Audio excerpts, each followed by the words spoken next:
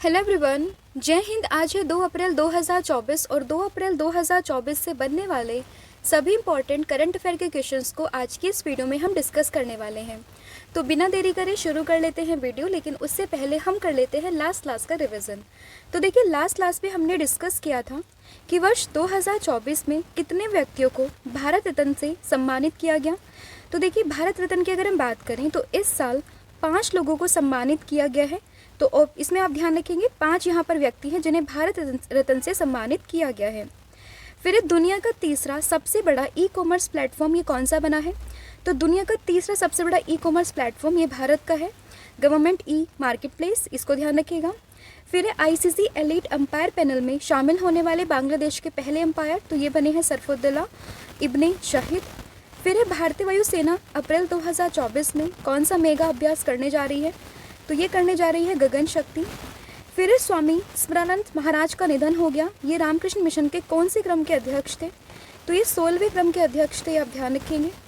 फिर कहाँ पर दुनिया के सबसे पहले ओम आकार के मंदिर का उद्घाटन किया गया? तो दुनिया का पहला ओम आकार का जो ये मंदिर है, इसका उद्घाटन हुआ है राजस्थान के पाली में, ये आप ध्यान रखेंगे। फिर कौन सा देश बालों के भेदभाव से निपटने के लिए विधेयक पारित करने वाला पहला देश बन गया है? तो ये बनेगा आपका फ्रांस। फिर आईपीएल 2024 में अब तक किस गेंदबाज ने सबसे तेज गेंद फेंकने का रिकॉर्ड ये बनाया है? तो ये बनाया है मयंक यादव ने। फिर किस अभिनेता का वैक्स स्टैचू ये मैडम तुषाद संग्रहालय में बनाया गया? तो ये बना है अल्लू अर्जुन का। तो ये आप ध्यान रखेंगे। ये था आपका लास्ट क्लास का रिवीजन। अब हम कर लेते हैं आज की क्लास की शुरुआत। तो सबसे पहले जो हम क्वेश्चन डिस्कस करने वाले हैं वो है आपका मार्च 2024 में आपदा जोखिम न्यूनीकरण के विशेष प्रतिनिधि के रूप में ये किसे नियुक्त किया गया है?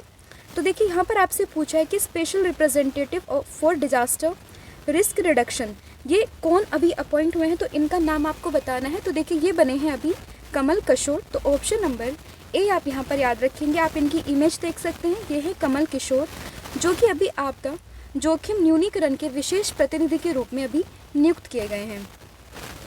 इनकी नियुक्ति किसने की है? तो देखिए, अगर आपको याद हो, यूएन के जो महासचिव हैं अभी वर्तमान में, जिनका नाम है एंटोनियो गुटेरेस, उन्होंने इनकी नियुक्ति की है। और वर्तमान में अगर हम बात करें कमल किशोर की, तो ये राष्ट्रीय आपदा प्रबंधन प्राधिकरण में सचिव के पद पर तैनात है। आपको ध्यान रखना है। इसके अलावा जब भारत ने G20 की प्रेसिडेंसी की थी, यानी कि जब उसकी अध्यक्षता की थी, तो उसी के दौरान में किशोर ने आपदा जोखिम न्यूनीकरण पर G20 कार्य समूह का नेतृत्व भी किया था। तो ये भी आपको इसमें ध्यान रखना है। तो ध्यान रखिएगा, कौन बने हैं special representative for disaster risk reduction? तो इनका नाम है कमल किशोर।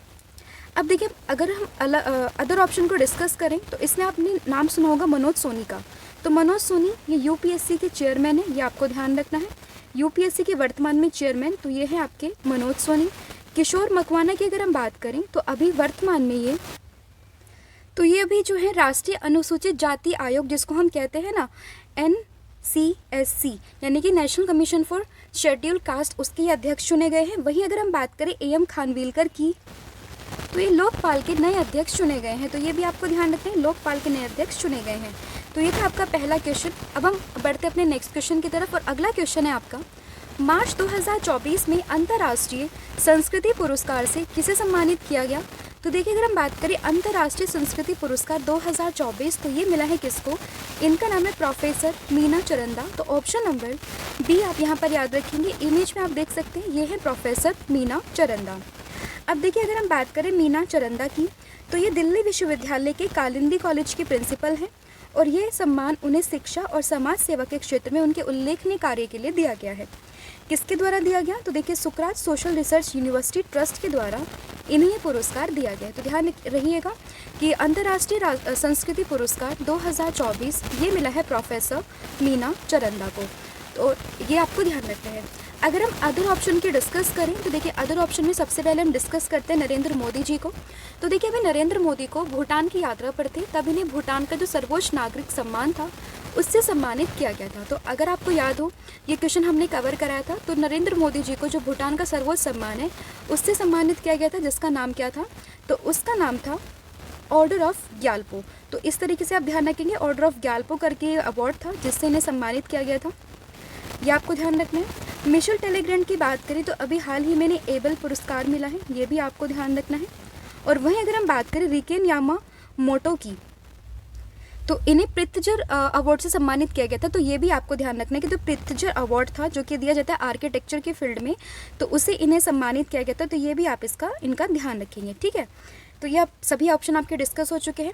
आगे बढ़ते हैं अगले क्वेश्चन की तरफ। तो देखिए अगला क्वेश्चन है, भारतीय नौसेना ने ऑपरेशन संकल्प के तहत किस देश के जहाज जिसका नाम है अलकंबार को बचाया है।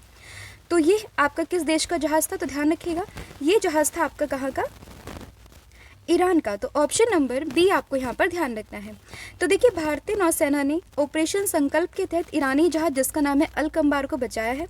भारतीय नौसेना ने 29 मार्च 2024 को हिंद महासागर में एक ईरानी मछली पकड़ने वाले जहाज अलकंबार और उसके 23 पाकिस्तानी नागरिकों के चालक दल को बचाया है। समुद्री सुरक्षा अभियान के हिस्से के रूप में भारतीय नौसेना ने समुद्री डकैती रोधी, ड्रोन रोधी और मिसाइल रोधी ऑपरेशन संकल्प ये अभियान चलाया है। अगर हम बात करें वर्तमान में हमारे भारतीय नौसेना अध्यक्ष कौन है, तो ध्यान रखिएगा ये है आपके एडमिरल आर हरि कुमार। तो इनका नाम आपको ध्यान रखना है। अब ये तो था आपका ऑपरेशन संकल्प से संबंधित क्वेश्चंस कि इसने भी अलकंबार को बचाया, तो ये क्वेश्चंस आपके लिए काफ़ी इंपॉर्टेंट हो जाता है। वहीं अगर हम अदर ऑप्शंस को डिस्कस करें तो देखिए अभी कुछ दिन पहले हमने हैती के बारे में पढ़ा था। यहाँ पर चला था ऑपरेशन इंद्रावती। ऑपरेशन इंद्रावती के तहत क्या हुआ था कि जो हैती में फंसे हुए लोग थे उनको उसी के जो पड़ोसी मुल्क था जिसका नाम था डोमिनिकन गणराज्य, वहाँ पर ट्रांसफ़र किया गया था। तो ये ध्यान रखेंगे ऑपरेशन इंद्रावती ये संबंधित है आपका हैती से। अगर हम बात करें यूक्रेन से कौन सा ऑपरेशन आपका संबंधित है, तो यहाँ पर है आपका ऑपरेशन गंगा। तो ऑपरेशन गंगा के तहत क्या हुआ था कि एक मिशन लॉन्च किया गया था जिसमें कि क्या था, इंडियन गवर्नमेंट ने जितने भी मतलब भारत के जो भी नागरिक थे यूक्रेन में वो फंसे हुए थे, जो अपनी इच्छा से आना चाहते थे उनको वहाँ से निकालने का ये ऑपरेशन था। तो इसका नाम भी आपको याद रखना है, जो कि ऑपरेशन आपका क्या, गंगा। वहीं अगर हम बात करें तो operation which is related to Myanmar, तो इस ऑपरेशन का नाम क्या है, तो ये है आपका ऑपरेशन करुणा। तो ये भी आपको ध्यान रखना है कि ऑपरेशन करुणा ये हमने लॉन्च किया था अराउंड मई 2023 के दौरान, जब वहाँ पर एक साइक्लोन था मोचा के नाम से वो आया था, तो उसी के रेस्क्यू में यहाँ पर ये ऑपरेशन यहाँ पर चलाया गया था। तो ये भी आपको ध्यान रखना है। अब आप मुझे करंट में जो अभी एक ऑपरेशन हुआ है ऑपरेशन अजय, तो उसके बारे में आप मुझे बताओगे कमेंट सेक्शन में कि ऑपरेशन अजय ये किससे संबंधित है, ठीक है। ये आपका होमवर्क रहेगा, आपको इसको बताना है कमेंट सेक्शन में। अगला क्वेश्चन है आपका, हाल ही में किस कंपनी ने ट्रैक्टर कारोबार बंद करने का फैसला लिया है। तो ट्रैक्टर कारोबार को बंद करने का फैसला ये कौन सी कंपनी ने लिया है, तो ये लिया है फोर्स मोटर्स ने। तो ऑप्शन नंबर सी आपको यहाँ पर ध्यान रखना है। तो देखिए भारतीय कंपनी फोर्स मोटर ने ट्रैक्टर कारोबार बंद करने का फैसला किया है। कब से अपना ट्रैक्टर कारोबार बंद कर दिया, तो 31 मार्च 2024 के बाद से इन्होंने ये कहा है कि ये अब भारत में मतलब ये बेसिकली ट्रैक्टर कारोबार को बंद कर देंगे। फिर फोर्स मोटर के अनुसार वित्तीय वर्ष 2023 में कृषि ट्रैक्टरों की बिक्री कंपनी के कुल राजस्व का सिर्फ 3.66% थी। और अगर हम बात करें फोर्स मोटर्स की, तो एक भारतीय ऑटोमोबाइल कंपनी है जिसकी स्थापना ये हुई थी 1958 में। किसके द्वारा, एनके फिरोदिया के द्वारा, ठीक है। और फोर्स मोटर की अगर हम बात करें तो छोटे वाणिज्यिक वाहनों के निर्माण में लगी हुई है। और फोर्स मोटर्स ने चेन्नई प्लांट में एसयूवी और BMW कारों के इंजन का निर्माण कार्य भी किया जाता है। तो ये भी आपको इसमें ध्यान रखना है। तो क्वेश्चन क्या है आपका कि ट्रैक्टर कारोबार बंद करने का फैसला ये किया है किसने, फोर्स मोटर्स ने।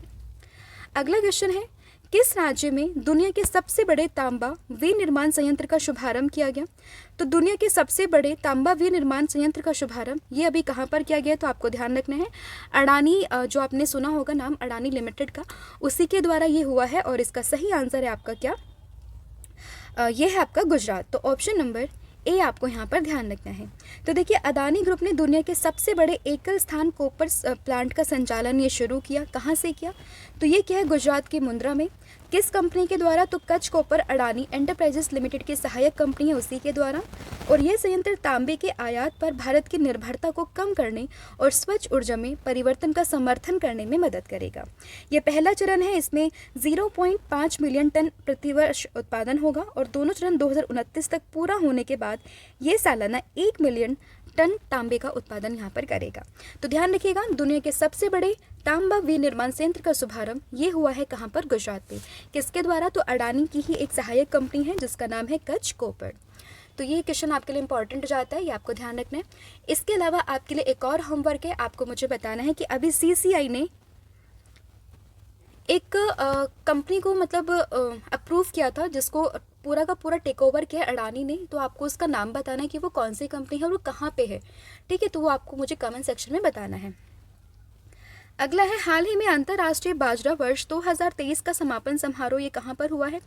तो अगर हम बात करें अंतर्राष्ट्रीय बाजरा वर्ष 2023 का समापन समारोह ये हुआ है आपका कहाँ पर, तो इसका सही आंसर है आपका इटली। तो ऑप्शन नंबर बी आपको ध्यान रखना है। तो देखिए, आप सभी को याद होगा कि साल 2023 ये हमने मनाया है एज अ अंतर्राष्ट्रीय बाजरा वर्ष, तो उसी का समापन समारोह इस वर्ष इस कहाँ पर हुआ है, तो ये हुआ है कहाँ पर, आपका इटली में इसका जो है समापन समारोह हुआ है। तो देखिए, खाद्य और कृषि संगठन ने अंतर्राष्ट्रीय बाजरा वर्ष 2023 का समापन समारोह ये किया है। कब किया है, 29 मार्च को किया है। कहाँ पर किया है, तो रोम इटली। रोम इटली में क्यों, क्योंकि जो आपका FAO है यानी कि कृषि खाद्य एवं कृषि संगठन, उसका मुख्यालय भी कहाँ पर है, रोम में है। तो इसका रोम इटली में इसका समापन हुआ है।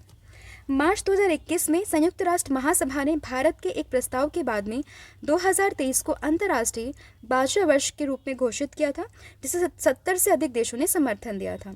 अगर हम बात करें UN खाद्य एवं कृषि संगठन की, तो इसकी स्थापना ये हुई थी 16 अक्टूबर 1945 में, और 16 अक्टूबर को हम एक डे मनाते हैं जिसको हम जानते हैं वर्ल्ड फूड डे के नाम से। तो ये भी आपको ध्यान रखना है, ठीक है।